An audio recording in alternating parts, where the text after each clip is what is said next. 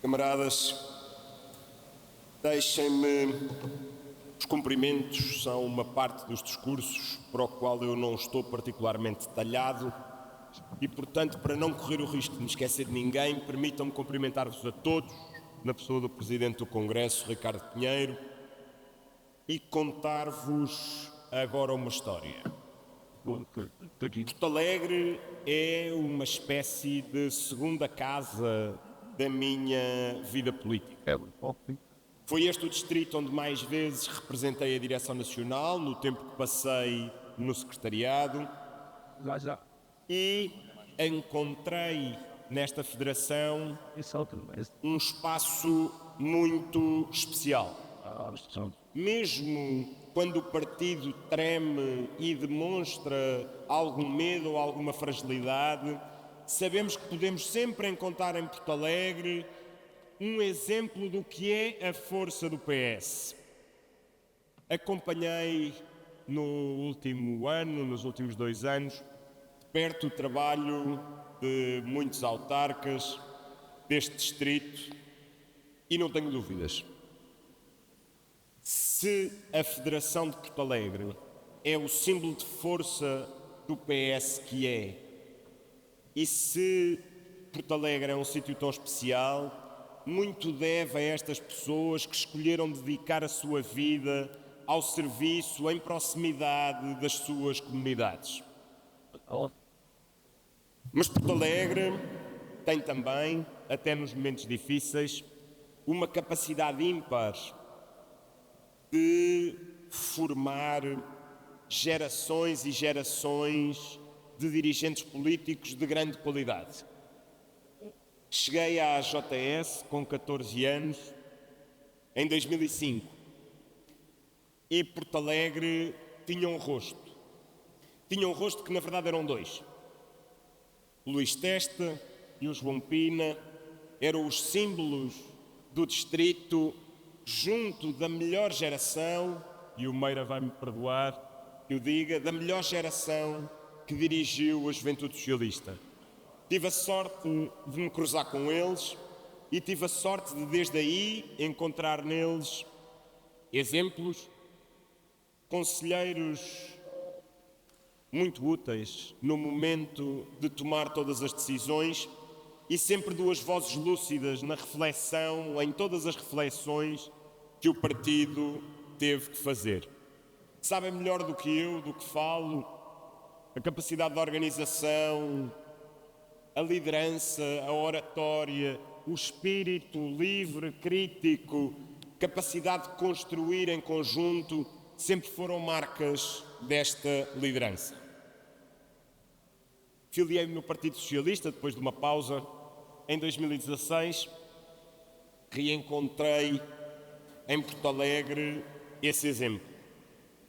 Na liderança do Testa, seguida depois pelo Ricardo Pinheiro, termina agora esse ciclo com o compromisso do João Pina. Mas, meus amigos, não é um acaso esta capacidade de gerar lideranças. É o resultado do compromisso e da qualidade da militância, é o resultado do trabalho de todos vós. Só assim pode uma federação ir encontrando o caminho para se reinventar. E hoje aqui estamos para mostrar que a política tem futuro, que o Alentejo tem futuro. Tenho a certeza que o Tiago é o exemplo da capacidade de criar um novo impulso, como prometeu a sua candidatura, no momento em que precisamos. Chegamos aqui a 2026, na oposição, numa legislatura que se prevê longa, com o governo mais incompetente e arrogante da nossa história. Deixem-me que vos diga algumas coisas sobre este governo. Um governo sem nenhuma visão global do futuro do país. Um governo que, ao fim de 2 anos, ainda não conseguiu sair do vício de discutir ora a ação, ora os resultados de 8 anos de governo do Partido Socialista. Quando? Quando, camaradas? Quando é que este governo vai começar a governar? Ao fim de 2 anos, um governo que prometeu resolver tudo em 15 dias, falhou em tudo onde tentou intervir. Prometeu resolver os problemas do SNS em 60 dias, que além de uma infantilidade e uma extraordinária exibição de desconhecimento e ignorância, desfizeram a reforma das ULS, que o Partido Socialista deixou no início da sua implementação. Focaram-se na única coisa que verdadeiramente os preocupou, nomear dirigentes para tudo aquilo que puderam nomear na estrutura da saúde, destruíram essa implementação, aumentaram os gastos, aumentaram a falta de médicos e aumentaram as urgências fechadas.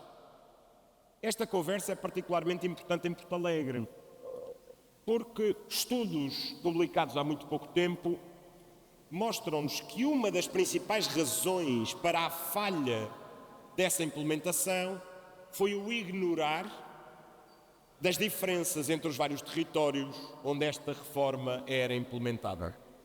Foi precisamente nos distritos mais distantes de Lisboa que esta reforma mais falhas teve e mais agravou o funcionamento do Serviço Nacional de Saúde. Bom, mas até no INEM, um serviço de referência de emergência médica, caso de estudo mundial, conseguiram fazer entrar um comboio de crises e deixar não o serviço destruído ou arrasado, mas a tremer. Isso é impressionante. O caos em que conseguiram mergulhar o INEM só tem comparação com o caos que vemos agora chegar à educação. A educação, esse ministro tão gabado, quando ouvimos o comentariado falar desse ministro, ficamos com a ideia que temos ali uma extraordinária personagem para conhecer e aprender. A única tentativa de reforma que tentou implementar, a única coisa que reformou, foram meses de milhares e milhares e milhares de alunos e das suas famílias que veem a sua vida suspensa, aqueles que precisam de ir trabalhar e não podem, aqueles que querem continuar os seus estudos e não sabem como é que o farão. Essa é a verdadeira reforma que o governo conseguiu trazer à educação. Incompetência e arrogância. E se a arrogância lhes faltava, reforçaram agora a sua estrutura diretiva, vinda de Bruxelas com o seu porta-voz. Só uma coisa que eu concordo com Luís Montenegro: não se encontra competência naquele Conselho de Ministros a uma alma que possa ser porta-voz de um governo. Mas ir inventar alguém que há 2 anos era um dos principais jornalistas da nossa praça, já foi cabeça de lista e agora surge como porta-voz não só do PSD como do governo, é uma demonstração de extraordinária arrogância. E essa arrogância, camaradas, que os fez sempre procurar junto do Chega os caminhos para governar. Não, ao contrário do que muitos nos tentaram convencer, muitos de nós acreditaram, ou em último caso tivemos esperança, esta liderança do PSD, ao contrário do que querem os seus eleitores, não é mais próxima do PS do que da extrema-direita. É mais próxima à visão da extrema-direita àquela que têm do mundo. Vimos isso na reforma do trabalho que tentaram implementar, e se hoje não temos um mercado de trabalho a caminho de salários mais baixos e de maior precariedade, isso só se deve à incompetência até para se aproximarem da extrema-direita. Nem isso, camaradas, são capazes de fazer, nem isso. Ao fim de 2 anos, sem visão de futuro, não vislumbramos no presente nenhuma estatística do país que melhore.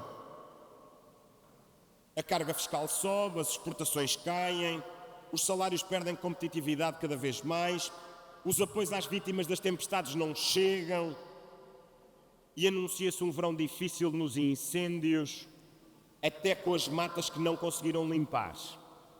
Os preços das rendas continuam a subir, não há um indicador que melhore em 2 anos de governo e continuam a escolher não governar. Mas nem tudo é mau. As últimas semanas deram 2 vitórias ao Partido Socialista, da qual acho que temos que conseguir extrair lições para o nosso futuro. A derrota da reforma laboral é uma vitória nossa, camaradas. Mantermos no nosso espaço e conseguirmos aprovar a prestação social única nos termos do Partido Socialista e não na desumanidade de perseguir os pobres, como o Governo e a extrema-direita queriam, é uma vitória nossa. É uma vitória da nossa independência, da nossa autonomia estratégica, como nos ensinou o nosso fundador Mário Soares, em tempos onde isso significava uma coisa muito diferente. Mas não muda. É na nossa independência e na nossa autonomia estratégica que temos um futuro, que temos a capacidade de devolver a esperança ao país. Camaradas, o PS não é bengala do governo e não é força de bloqueio. Somos o que sempre fomos. Ou somos governo, ou somos a alternativa credível de esperança do país para governar. Só devolvendo a esperança ao país, a esquerda volta a governar. Vamos aprender isso com a Espanha. Por muito que a justiça e os jornais nos tentem dizer uma coisa diferente, nós vemos em Espanha a capacidade de liderar na ação, a coragem de avançar. Um Portugal para todos. Ia dizendo um Portugal inteiro. Um Portugal para todos. Um Portugal onde a coesão territorial e a coesão social não são manchetes de reforma para o telejornal. Fazem parte do nosso ADN, da ação de todos os dias, dos nossos autarcas, dos nossos deputados, do trabalho diário de todo o partido. Camaradas, acabar com esta incompetência, com este distanciamento do país, pôr fim a esta arrogância, devolver a esperança a quem quer viver em Portugal, só depende de nós. Portugal precisa de o PS precisa de uma nova agenda, precisa de um novo impulso. Porto Alegre já o tem. Vamos ao trabalho, camaradas. Muita força, podem contar comigo, eu contarei sempre com Porto Alegre. Será sempre uma esperança da imagem do que pode ser o PS, da nossa força. Força, camaradas. Viva Porto Alegre, bom trabalho.